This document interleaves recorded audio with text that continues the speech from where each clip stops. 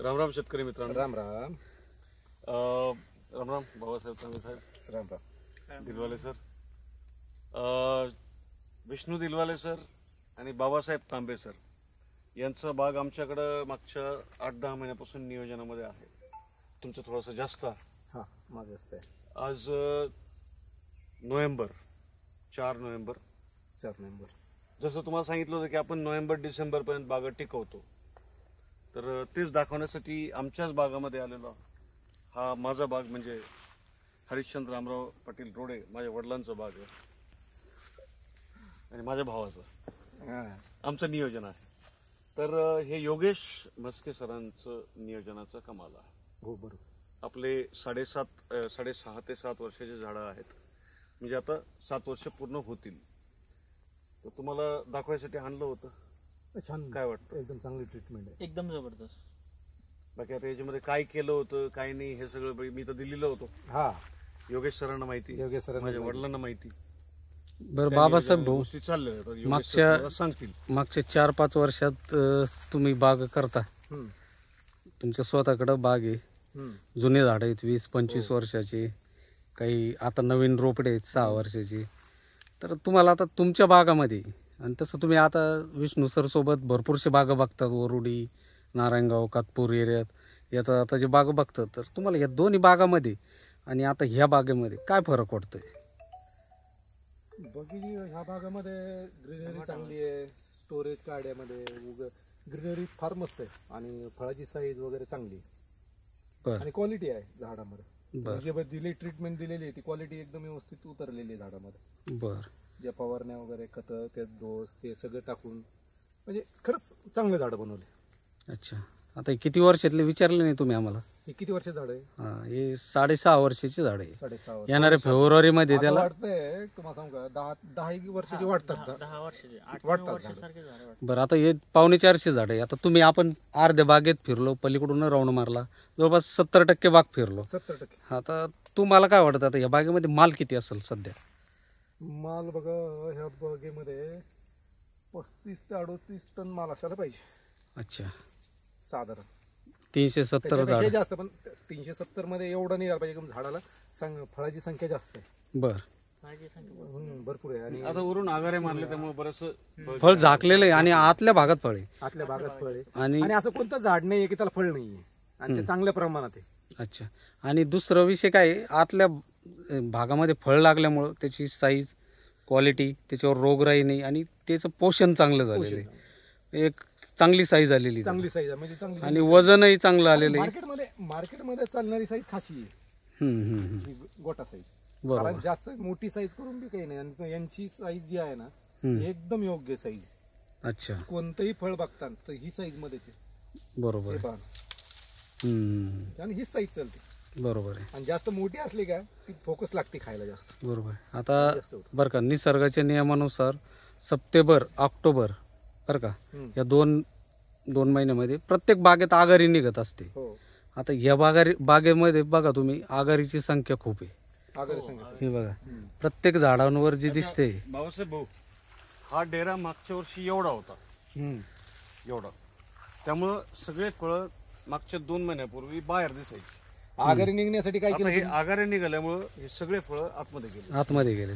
फळांची संख्या बाहेरून दिसत नाही किंवा व्हिडिओमध्ये फळं दिसत नाही आपल्याला व्यवस्थित.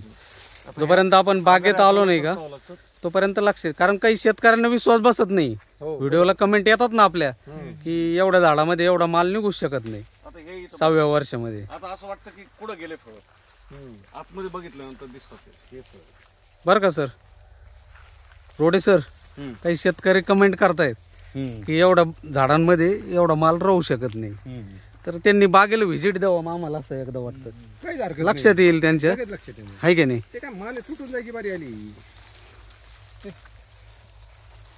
पाहिलं का हालू राहिलं. हा, त्याच्यासोबत त्याच फांद्यावरती आगारी बघा किती आहे. आणि आगारी तर चांगली सुटली.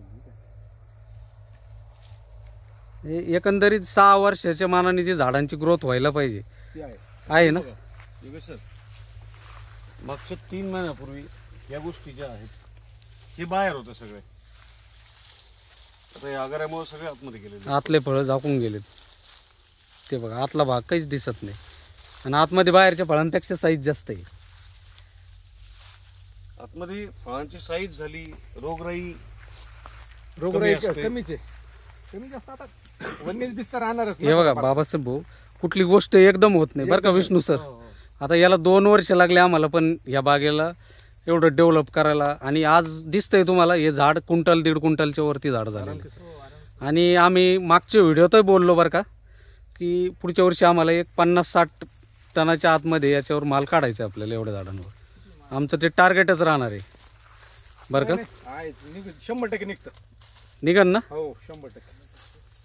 50 टन आता सध्या 38 टन 35 ते 38 टन माल आहे. 12 टन वाढायला लागत काय? हो, झाडांची संख्या नाही वाढणार आपली, पण झाडांचा जो विकास व्हायला पाहिजे होता विकास व्हायला पाहिजे. विकास झाला आता तर डेरा वाढतोय. हा. नवीन ज्या अहो मी काय म्हणतो, ह्या आता ह्या एका मोसंबी ठिकाणी गुच्छेची गुच्छे लागतात एका स्टोरेज काढीला. बरोबर. लागतं. आणि बरं का तांबे सर, आम्ही याच्यामध्ये बघितलं बरं का, या 2 वर्षामध्ये आम्ही आता जवळपास 360-370 बाग आमच्याकडे नियोजनाला आहे, फळबाग सोबती टीमकडं. ते या सगळ्या नियोजनामध्ये आम्ही बघितलं जवळपास आपले 99% बागेमध्ये ड्रीप आहे.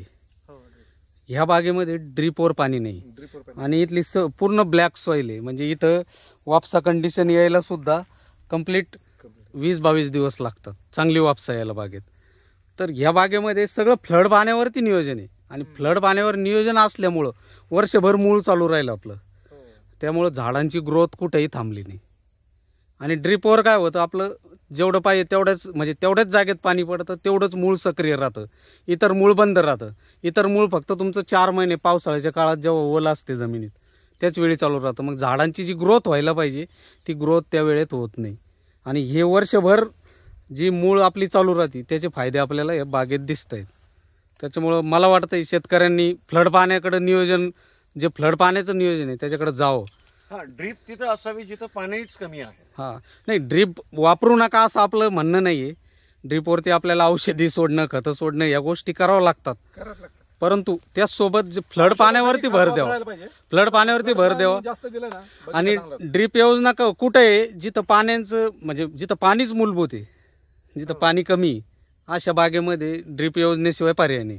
पण आपल्या भागामध्ये चांगलं पाणी आहे तर मला वाटतं फ्लड पाण्यावर बाग करावीत. करायला पाहिजे. ड्रीपचं पण तुम्ही हे घ्या, पण त्याचसोबत फ्लड पाण्यावर जास्त भर द्यावा. नाही, ड्रीप सोबत सुद्धा एक दांड मध्ये पाहिजेच कंपल्सरी.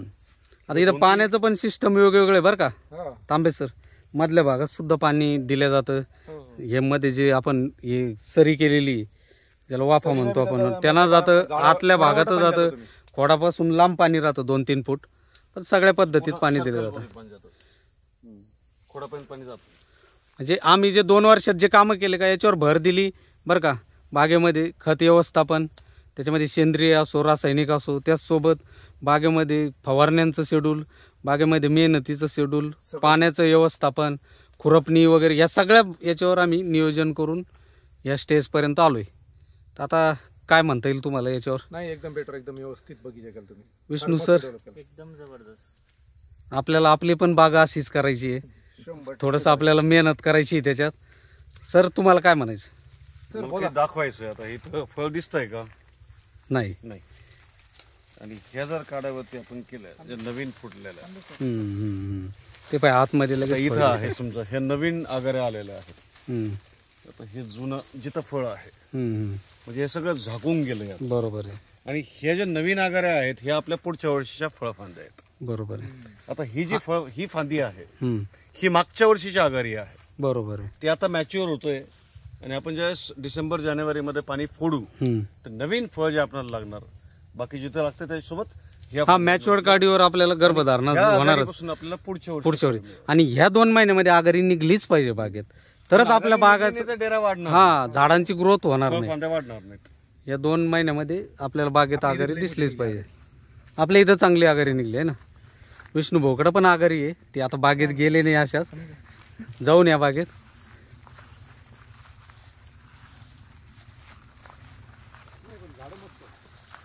चला सर, चला हे दाखवा जरा आतमधून फळ संख्या. हे बघा, हे आता याच्या वरती सगळा नवीन लेअर आलेला आहे. आगारीमुळे बाहेरून ते फळं दिसत नाही. हा, एका फांदीला 3 किलो. अशी आहे धन्यवाद सर. आमच्या सरांची बाग. धन्यवाद फळबाग. धन्यवाद सर. एकदा शेतकऱ्यांना तर शेतकऱ्यांना योग्य नियोजनामध्ये फळबाग करा, बिलकुल उत्पादन निघतं.